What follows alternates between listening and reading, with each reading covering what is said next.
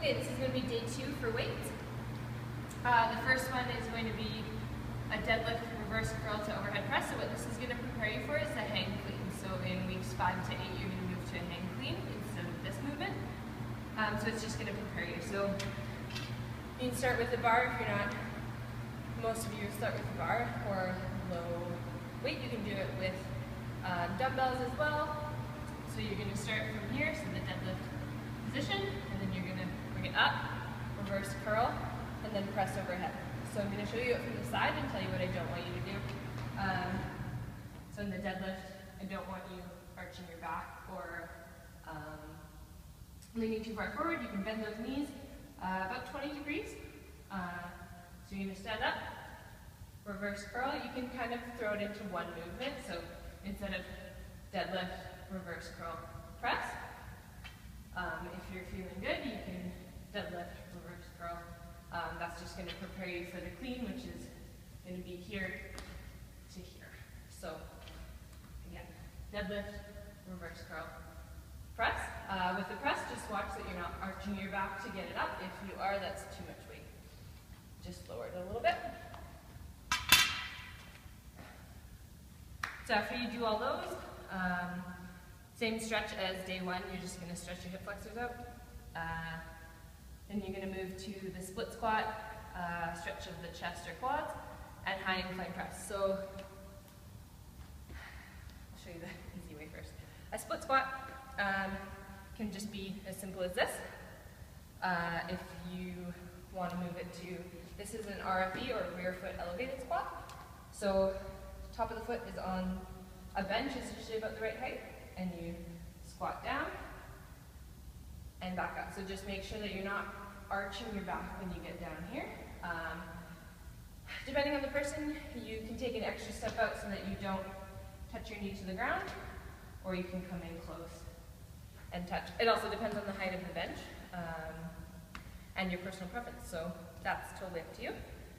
If you're feeling really good and want to do this with weights, you can stick it on your back like you were going to do a back squat, and then foot on the bench, take a little hop out, and down, straight back up.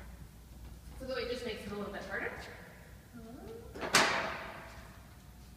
A little bit more challenging. Do it with about 70% of your front squat weight. So the front squat was here. Whatever you can lift there, take 70% of that, and that should be about what you can split squat. Chest and quad stretches in the other video.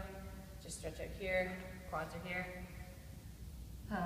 High incline press is the same, essentially the same thing as the chest press, except it's just at a different angle. So pretend this bench has a back, the high incline press is about here.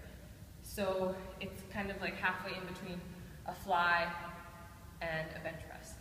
So just find a bench that has a different angle. If you don't have a bench that has a different angle, then what you can do is just do a chest press. That's totally cool too. If you have bars, you can do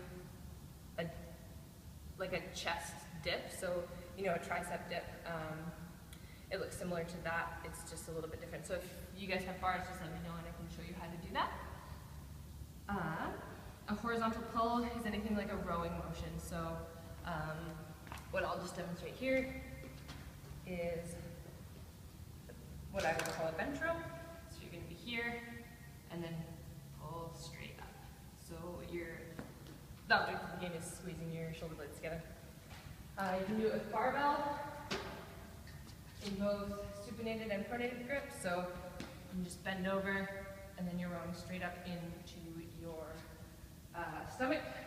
So the other way would look like this. So you're here, go straight up here. Just watch that you are not squeezing your traps. So what might happen is you're going to lift up your shoulders here. Just try and make sure that when you're doing that, traps are down. You can do it with a TRX, so you just pull yourself towards the TRX. Or you can do it with a cable. So if you do it with a cable like the pull down, you're going to be here and you can row straight back. So just lower the cable height there, or some have the, pretend that this is a row in a gym, they'll have the thing, so you stick your feet here, you're about here, and then you're going to pull straight back. You can lift more weight in those positions than you can in a bent over row, but a bent over row is probably better for you. So given the choice between them, I would say do it with a barbell or dumbbells, either that way or the bent over way. Okay, after you do that, then stretch lats or hamstrings. That's in the other video as well. Lats are here. And then hamstrings, you can use a buddy or a band.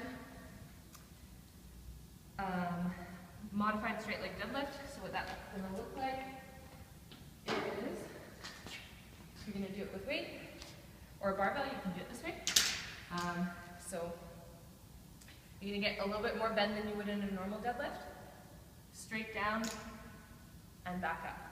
So what you want to think of is your hip bones as being little lights. They're always going to face either forward or down. So what I don't want to see is this. And if you do it with a barbell, you'll know that you are all over the place. So, and the top of your foot should always face down. So it's going to look like this. And back up. Okay? You can do it with dumbbells, you can do it with kettlebells, you can do it with